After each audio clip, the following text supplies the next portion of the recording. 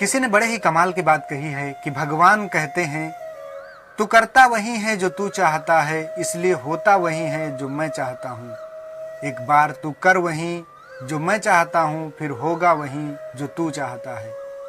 नमस्कार दोस्तों, मन की आवाज़ से मैं आपका दोस्त एसबी भगवान श्री कृष्ण और अर्जुन की एक बहुत ही छोटी सी कहानी के साथ, अगर अच्छी लगे तो वीडियो को लाइक जरूर करिएगा। एक बार भगवान श्री कृष्ण और अर्जुन राज्य भ्रमण के लिए निकले थे। रास्ते में उन्हें एक पंडित जी दिखाई दिए जो द्वार द्वार जाकर भिक्षा मांग रहे थे।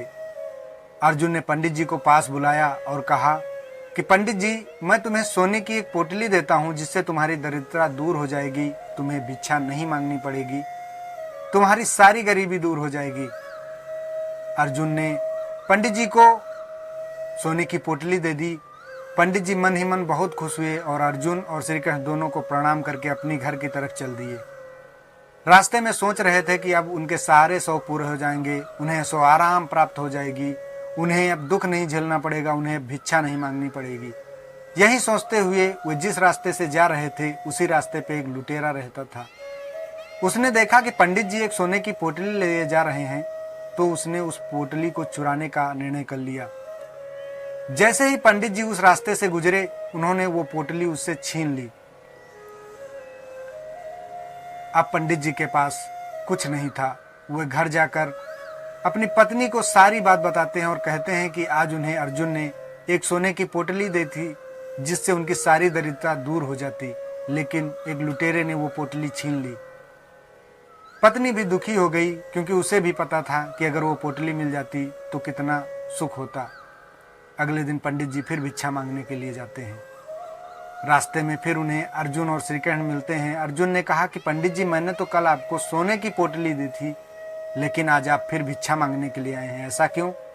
पंडित जी ने सारी बात सच सच बता दी कि उनके साथ जो कल हुआ था। अर्जुन ने कहा, कोई बात नहीं, मैं आज तुमको सोने का एक मोती देता हूँ जिसकी वजह से तुम्हारी दरिद्रता दूर हो जाएगी, जिसकी सहायता से तुम दुखी नहीं रहोगे। पंडित जी ने खुशी खुशी वो मोती अर्जुन से स्वीकार कर लिया और अर्जुन और श्री कृष्ण दोनों को प्रणाम करके अपने घर की तरफ चल दिए। रास्ते में वो सोच रहे थे कि इस मोती की सहायता से उनकी सारी दरिद्रता दूर हो जाएगी, उन्हें ऐसो आराम प्राप्त होगा, उन्हें सुख प्राप्त होगा, उन्हें कोई दुख नहीं रहेगा। इतना सोचते सोचते वो घर पहुंचे। जब घर पहुंचे तो उन्होंने देखा कि उनकी पत्नी घर पर नहीं है। उनकी पत्नी नदी किनारे पानी भरने गई थी। पंडित जी ने सोचा कि वो थक भी चुके हैं, अगर वो मोती अपने पास रखेंगे तो हो सकता है कोई चोर या लुटेरा आकर उनसे छीन ले। इसीलिए उस मोती को उन्होंने घर में छुपाने का निर्णय लिया। घर में कोना कोना तलाशने लगे। अंत में उन्हें एक घड़ा दिखाई दिया, मिट्टी के घड़ा जो रखा हुआ था। उन्होंने सोचा कि मैं इसी में मोती रख देता हूँ, इसको कोई चोर नहीं चुराएगा। उन्होंने वो मोती उसी मिट्टी के घड़े में रख दिया और आराम करने के लिए लेट गए। लेटते ही उन्हें नींद आ गई और उधर नदी किनारे उनकी पत्नी जो पानी भरने गई थी, दुर्भाग्यवश उनका घड़ा फूट गया। पत्नी ने सोचा कि एक घड़ा घर पर रखा ही है, लाओ मैं उसी में पानी भर लेती हूँ, और पुराने घड़े के साथ पानी भरने के लिए गई। जैसे ही वो घड़ा नदी में डुबोया, उसमें से मोती निकलकर बाहर चला गया। पंडिताइन पानी भरकर घर आई तो पंडित जी ने कहा, ये तुमने क्या किया, ये घड़ा पानी भरने के लिए क्यों ले गई थी? पंडिताइन ने कहा कि पुराना वाला घड़ा इसलिए ले गई थी क्योंकि जो घड़ा जिसमें पानी ला रही थी वो फूट चुका था, वो गिर कर फूट गया था। पंडित ने सारी बात बताई कि इस घड़े में एक ऐसा मोती था जो हमारी दरिद्रता दूर कर सकता था, जो हमारी गरीबी दूर कर सकता था, जो हमें अमीर बना सकता था, जो हमारे ऐशो आराम पूरे कर सकता था। पत्नी भी दुखी हो गई, अब करती भी क्या। अगले दिन पंडित जी फिर भिक्षा मांगने के लिए जाते हैं। दूसरे दिन यही कार्यक्रम होता है। तीसरे दिन भिक्षा मांगने के लिए जाते हैं। चौथे दिन अर्जुन और श्री कृष्ण की मुलाकात पंडित जी से हो जाती है। अर्जुन ने पंडित जी से पुनः पूछा कि पंडित जी, मैंने तो आपको एक मोती दिया था जिससे आपकी दरिद्रता दूर हो जाती, लेकिन फिर भी आप भिक्षा मांग रहे हैं, ऐसा क्यों? पंडित जी ने पूरी बात यथावत बता दी। अर्जुन ने श्री कृष्ण से कहा, हे माधव, अब मेरे पास कोई उपाय नहीं है जिससे मैं पंडित जी की मदद कर सकूं। कृपया आप ही अपना उपाय लगाएं, अपना जतन लगाएं, जिससे पंडित जी की गरीबी दूर हो जाए। श्री कृष्ण भगवान ने पंडित जी को 2 सिक्के दिए और कहा कि यहीं से तुम वापस चले जाओ, इसी से जो हो सकता है होगा, बाकी मैं आपकी कोई मदद नहीं कर सकता। अब चूंकि श्री कृष्ण भगवान ने कहा था, इसीलिए पंडित जी को तो वहां से वापस आना ही था। लेकिन मन ही मन वो सोच रहे थे कि इनसे अच्छे तो इनके दोस्त ही हैं, जिन्होंने एक बार सोने की पोटली दी और दूसरी बार मोती दिया, और भगवान ने सिर्फ 2 सिक्के। इससे मेरा क्या होगा, इससे मेरा कुछ भी भला नहीं होगा। लेकिन अब भगवान ने कहा था, इसलिए वो वहां से वापस चल दिए। रास्ते में यही सोचते हुए जा रहे थे कि एक मछुआरा उधर से मछली को पकड़कर जाल में ले जा रहा था। पंडित जी ने सोचा कि ये 2 सिक्के तो हमारे किसी काम के नहीं हैं, लाओ मैं इन्हीं सिक्कों से मछली की जान बचा लेता हूँ। उन्होंने मछुआरे से बात की और कहा, मेरे पास 2 सिक्के हैं, इनको तुम ले लो और मुझे मछली दे दो, इसको ले जाकर मैं पुनः नदी में प्रवाहित कर दूंगा। मछुआरे ने कहा, ठीक है, कोई बात नहीं, आप मुझे 2 सिक्के दे दीजिए और मछली ले लीजिए। पंडित जी ने वही किया और मछली को कमंडल में रखकर वो नदी की तरफ चलने लगे। नदी किनारे पहुंचकर उन्होंने मछली को नदी में बहाने का फैसला किया। नदी में जैसे ही मछली वो डालने लगे, उन्होंने कमंडल में देखा कि एक मोती रखा हुआ है। वो जोर जोर से चिल्लाने लगे कि मिल गया, मिल गया, मिल गया।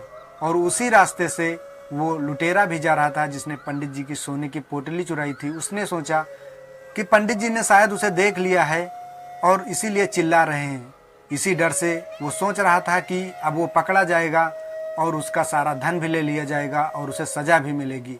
वो दौड़कर पंडित जी के पास गया और पंडित जी से कहने लगा कि महाराज, आप ये सारा धन ले लीजिए, लेकिन कृपया करके मुझे सजा मत दिलवाइए। पंडित जी ने खुशी खुशी उसको स्वीकार कर लिया। अब पंडित जी के पास धन भी था, सोने के सिक्के भी थे, वो मोती भी था, जिससे उनके सारे शौक पूरे हो जाते। अर्जुन ये देखकर श्री कृष्ण से बोले कि हे पार्थ, मैंने पंडित जी को सोने के सिक्के दिए, वो मोती दिया, लेकिन उसकी गरीबी नहीं दूर हुई। लेकिन आपने सिर्फ 2 सिक्कों से उसकी किस्मत कैसे बदल दी? श्री कृष्ण ने कहा कि ये सारा खेल उसकी सोच का है। जब तुमने उसे मोती दिया, सोने के सिक्के दिए, तब वो सिर्फ और सिर्फ अपनी भलाई के बारे में सोच रहा था, अपना भला सोच रहा था, अपना दुख कैसे दूर हो ये सोच रहा था, खुद कैसे सुखी हो, खुद कैसे ऐशो आराम प्राप्त करें, यही सब सोच रहा था। लेकिन जब मैंने उसको 2 सिक्के दिए तो उसने अपने बारे में ना सोचकर मछली की जान बचाने के बारे में सोचा, मछली के बारे में सोचा, मछली का जीवन बचाने के बारे में सोचा, दूसरे की भलाई के बारे में सोचा, दूसरे के परोपकार के बारे में सोचा। और जैसे ही उसने ये सोचा, उसकी किस्मत बदलने लगी, उसकी किस्मत पलट गई। अगर वो ये ना सोचता, मछली की जान बचाने के बारे में ना सोचता, तो वो कभी उनको नहीं प्राप्त कर पाता जो धन उसे अर्जुन ने दिया था।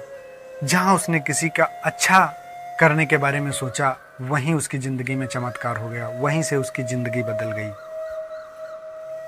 भगवान श्री कृष्ण और अर्जुन की ये कहानी बहुत ही अच्छी बात हमें जीवन में सिखाती है कि अच्छे कर्म आपको अच्छी दिशा में ले जाते हैं, अच्छी राह पर ले जाते हैं। जिंदगी में अगर कभी मौका मिले तो किसी की मदद जरूर कीजिए, किसी का भला जरूर कीजिए। सच्चे दिल से की गई मदद लौट कर दुआओं के रूप में आती है, और दुआएं जो हैं वो सिर्फ और सिर्फ अच्छे कर्मों से कमाई जा सकती हैं। पैसा तो कमाया जा सकता है, पैसा बहुत सारा कमाया जा सकता है, लेकिन दुआएं सिर्फ अच्छे कर्मों से कमाई जा सकती हैं।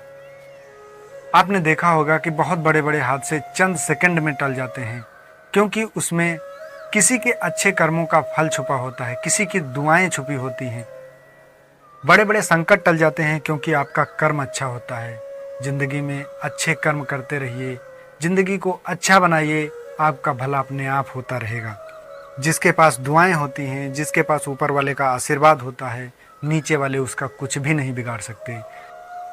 एक बार हमेशा की तरह आपसे एक बात कहना चाहूँगा कि ऊपर वाले के आशीर्वाद और अपनी मेहनत से मुकाम हासिल करो, ऐसा कि दुनिया भी हासिल करना चाहे आपके।